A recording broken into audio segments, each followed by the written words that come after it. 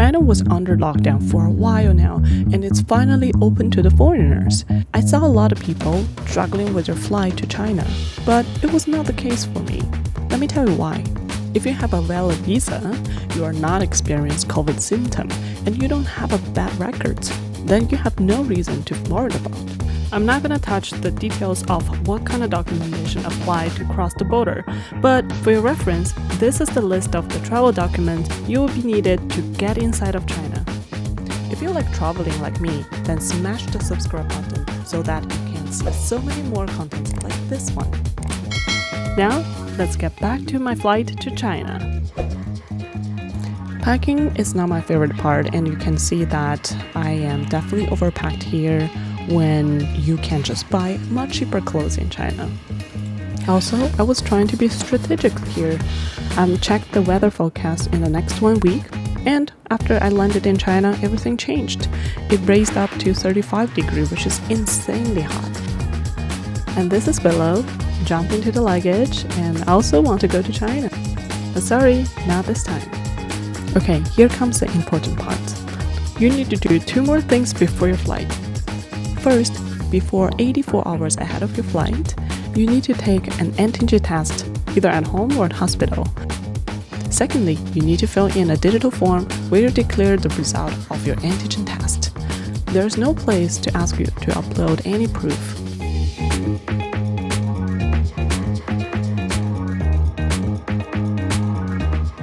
I'm pretty happy with EVA Airline because it allows me to bring 2 check-in luggages up to 23 kilograms so that I can bring a lot of Chinese snacks to share with my friends. I booked the flight with transit. First, I will fly from Vancouver to Taipei and then from Taipei to Beijing. Look, I'm so ready for that.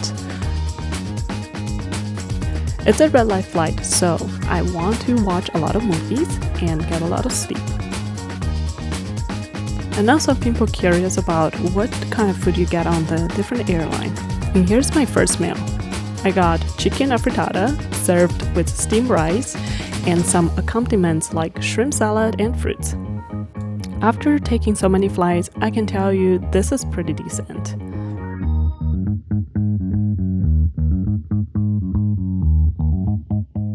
And roughly after 6 hours, I got my second meal. It's a breakfast. It comes with my comfort food, 𝐤𝐨𝐳, and a bit size of flick fish in a cute small package.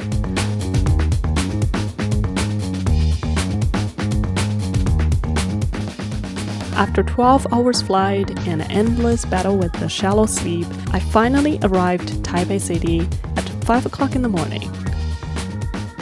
This is a reverse conveyor belt, and I almost stepped on it because I was so tired from the long flight. People may be curious about why I want to take a transit in Taipei. It's because if you check the direct flight from Canada to China, it's just so expensive. Like over $3,000? I about to learn that so many people actually is making a similar decision as I am. Just look at this line. It took me almost an hour just to get inside of the airport. Now I need to kill 10 hours in the airport before I board the next flight. I got American Express Platinum card for this purpose, so I can get access to lunches in Asia.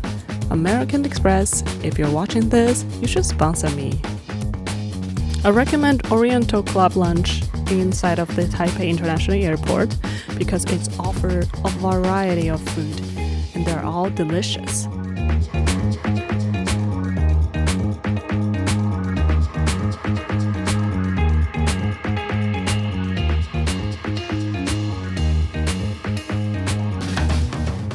Do you see the windows over there? This is where the hot steamy dim sum comes from.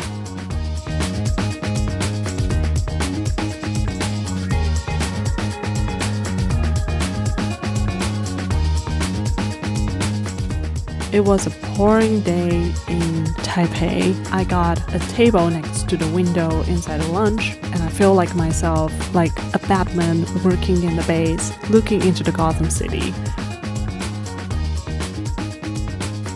Next time if I have to do a transit in Taipei, I would do it differently. I will go out and explore the city.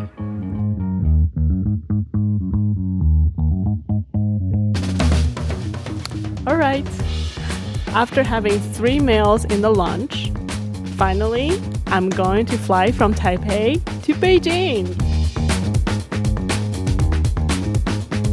I am looking ridiculous right now, but the eye mask is absolutely helpful. Another kudos to Eva Airline. This is a 3 hours flight, but I got another meal. 7:30 at night, finally, I landed in Beijing. I am not allowed to shoot videos before I cross the border, but I do want to cover the process, how I get through it. Here's the first step, collecting biometric fingerprint. There'll be a line of machine and really clear sign to tell you to put down your fingerprint. After the machine scans your passport, it automatically transfers the language according to your nationality shows on your passport. Also, there will be an assistant standing next to the machine to help you out, so don't worry. Step 2. Scan the health check QR code. Remember the digital health check form that I mentioned before? This is where you're gonna scan it. I was randomly selected to do an antigen test in a booth right next to the checkpoint. The process was really quick. I didn't wait for 15 minutes. As soon as it started showing I am negative, they let me out of the booth. Step 3. Fill in the arrival card. This is nothing new, and you can easily find the card like this one inside of the airport. And the last but not least, crossing the immigration checkpoint where the officer is gonna ask some basic questions, just like crossing the border in any other countries. And ta-da! Congrats! You are in China. That's it for today, but not the end of the channel. There will be more video about my trip in Japan and China. Thank you for watching, stay in tone, and I will see you in the next video.